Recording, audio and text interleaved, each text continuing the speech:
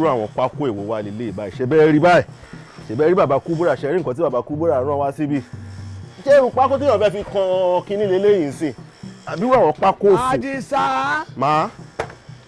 Adisa Onipako. Ẹ ra màámi. Kí ló dé wo àti tálọ́mù tí ń gbóhùn. Àmọ́ ẹ wo gbogbo igi tí bàbá Kúbúrà kún ẹ wò gbogbo àwọn igi eléyìí ò dáná gbogbo àwọn igi tó yẹ pé ẹ wò. Tó ń gbọ̀n yìí. ọ̀nà dàtí kọ́sọ́mọ̀ ní gbéyàn kọ́kọ́ gbéyàn lọ ṣe máa sá lọ Kwara o téèyàn bá lọ ṣiṣẹ́ sí gbogbo kọ́sọ́mọ̀ máa ọmọ Ọlọ́run ó ti sú èmi àbí màámi wá lọ ṣe ìyàwó o ẹ wo gbogbo àwọn iṣẹ́ yìí náà ẹ rí bí kọ́sọ́mọ̀ yẹn ṣe wá bẹ̀rẹ̀ sí máa pariwo oúnjẹ tàbí pé eléyìí gan sì tẹ́ pé eléègùn akọ̀ manage ṣe lè afáfáfáfá kó tó nípa wá rí fáàní tó fi wá di gbogbo ilé irú iṣẹ́ ilé tẹ̀ ń wo yìí sọ yẹ ká ti deliver iṣẹ́ yìí ó yẹ ká ti deliver pẹ̀lú àwọn ìkọ̀ntà kó síbẹ̀ yìí àmọ́ ẹ wo pákó tí bàbá Kúbúrà kó wá látòdò a lè lo pákó yìí tá a bá lo pákó yìí fún iṣẹ́ màámi kọ́sọ́mà máa wá sí wa máa fọlọ́pàá múyàn ni èmi ò dẹ̀ rò pé mi lè ṣe gbogbo irú iṣẹ́ yìí mo torí dàbí pé mo fẹ́ lọ ṣe yahoo mo ṣe wáyé kí kọ́sọ́mà kan tẹ̀ máa wá kọ́kọ́ tẹ̀ máa pariwo mọ́yàn lórí. mi ò gbọ́ kí ló fẹ́ lọ ṣe. màá ṣe ìyàwó téèyàn bá gbowó lẹ́ẹ̀mẹ́ta Ọlọ́run àbúgbó ilé yìí náà ẹ wo pákó yìí náà màámi.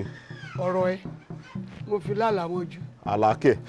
ṣé orí ìdíṣẹ́ tí wọ́n wà yìí lóòótọ́ ń tọ́ kó wá tí ò bá dáa. igi yẹn ò dáa. a gbọ́dọ̀ sọ̀rọ̀ tí èèyàn ò bá gba bí kò ní gbáre gbogbo iṣẹ́ tí wọ́n bá ṣe kó máa retí pé ìjọ kan wà tó máa da ìjọ kan wà tó máa kú díẹ̀ káàtó.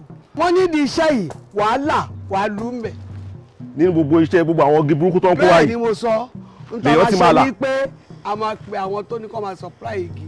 bẹ́ẹ̀ni. pé igi tó ń supply wa kò dáa. màámi ẹlẹ́ẹ̀kẹta rèé nínú oṣù kan ẹlẹ́ẹ̀kẹta rèé. mo ní kí n máa wà láyé náà ni torí bàbá Kúbúrà yẹn lásán tí bá rí wọn lásán mo lè kọ́kọ́ fún wọn blue. fi ẹni ilẹ̀ o filẹ̀ o ẹ wọ̀ pé àwọn igi yẹn tó bá ti wà nínú omi ikọ́ nǹkan ó lè wọ ara ẹ̀.